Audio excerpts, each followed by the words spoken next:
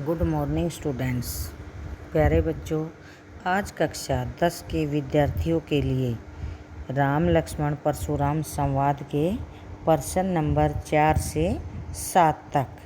तो जो हमारा प्रश्न नंबर 4 है उसमें पूछा गया है कि परशुराम ने अपने विषय में सभा में क्या क्या कहा, निम्न पद्यांश के आधार पर लिखिए। यानी ये पद्यांश दिया हुआ है। बाल ब्रह्मचारी अति कोही विषव विदित अक्षत्रिय कुल द्रोही। तो हमें इस पद्यांश के आधार पर बताना है। इस पद्यांश में जो कुछ वर्णन परशुराम जी ने किया है वो हमें उसकी हिंदी करके उसको सरल अर्थों में लिखना है। तो परशुराम ने अपने विषय में इस चौपाई में कहा है, मैं बाल ब्रह्मचारी और स्वभाव से बहुत क्रोधी हूँ, प्रचंड क्रोधी हूँ। मैं क्षत्रिय कुल का विश्व प्रसिद्ध घोर शत्रु हूँ। मैंने अपनी भुजाओं के बल से अनेक बार पृथ्वी को राजाओं से रहित कर दिया है और इस पृथ्वी को जीतकर उसे ब्राह्मणों को दान में दे डाला है। मेरा फरसा बड़ा भयानक है, इसलिए हे राजकुमार, सहस्त्र भुजाओं को काटने वाले यानी जो सहस्त्र बाहु था उसकी भुजाओं को काटने वाला मेरा यही फरसा है, यही कुल्हाड़ा है। इसको देखो, यह बहुत भयानक है और तू मुझसे भिड़कर अपने माता पिता को चिंता में मत डाल, अर्थात अपनी मृत्यु को बुलावा मत दे, क्योंकि मेरा यह कुल्हाड़ा फरसा इतना भयंकर है कि इसको देखकर गर्भों में पल रहे शिशुओं तक का नाश हो जाता है, वो नष्ट हो जाते हैं।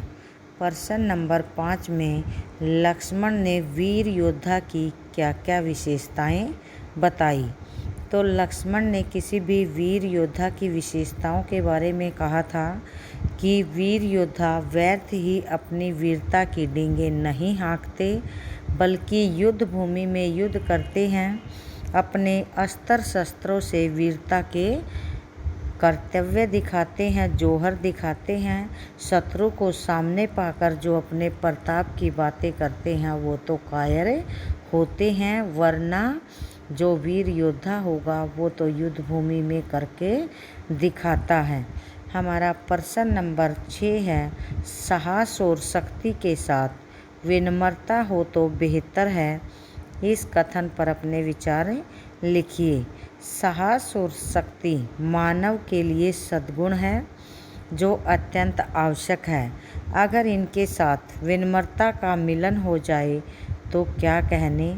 अक्सर साहस और शक्ति के प्रदर्शन में विनम्रता छूट जाती है। इसे साहस और शक्ति का विरोधी मान लिया जाता है, क्योंकि जो साहसी और शक्तिशाली व्यक्ति होता है उसके अंदर अहंकार नामक गुण आ जाता है, परंतु वास्तविकता इसके विपरीत है। साहस और शक्ति विनम्रता के साथ ही प्रशंसनीय होती है, उसी के साथ अच्छी लगती है। मनुष्य शक्तिशाली हो, साहसी हो और उसके साथ उसके अंदर विनम्रता का गुण भी होना आवश्यक है, तभी वह प्रशंसा का पात्र बन सकता है। तो आगे बच्चों ये 3 काव्यांश की पंक्तियाँ दी गई हैं, कै ख घ, और इनका भाव स्पष्ट कीजिए। बिहसी लखनऊ बोले मृदु वाणी, अहो मुनिषु महाभट मानी, पुनि पुनि मोहि देखाब कुठारू, चहत उड़ावन फूकी पहारू। हमारी पहली पंक्तियां हैं तो इनका हमें भाव स्पष्ट करना है। इनके माध्यम से लक्ष्मण ने क्या कहा है। अब लक्ष्मण हंसकर कोमल वाणी में परशुराम से बोले कि हे मुनिवर, आप तो मानो माने हुए योद्धा निकले। आप मुझे बार बार कुल्हाड़ी दिखाकर मानो फूंक मारकर पहाड़ उड़ा देना चाहते हैं। इसका आशय है कि परशुराम का गरज गरज कर अपनी वीरता का गुणगान करना व्यर्थ है। उनकी वीरता खोखली है, उसमें कोई सच्चाई नहीं है। जो नेक्स्ट पंक्तियां हैं वो हैं इहाम कुम्हड़ बतिया कोऊ नाही, जे तर्जनी देखी मरी जाही। देखी कुठारू सरासर बाना, मैं कछु कहा सहित अभिमाना। तो इन पंक्तियों में कवि ने परशुराम के झूठे अभिमान को काव्य रूढ़ि के माध्यम से स्पष्ट किया है। समाज में पुरानी कहावत है, युक्ति है कि जो कुम्हड़े के छोटे फल की ओर अपनी तर्जनी उंगली से संकेत कर देते हैं, उसकी तरफ वो उंगली उठा देते हैं, कर देते हैं, तो वह मुरझा जाता है। लक्ष्मण कुम्हड़े के कच्चे फल जैसे कमज़ोर नहीं थे, जो परशुराम की धमकी मात्र से भयभीत हो जाते। लक्ष्मण ने यदि उनसे अभिमान पूर्वक कुछ कहा था तो वह उनके अस्त्र शस्त्र और फरसे को देखकर कहा था, यानी अस्त्र शस्त्रों से सुसज्जित देखकर वो उनको एक अक्षत्रिय समझ बैठे थे।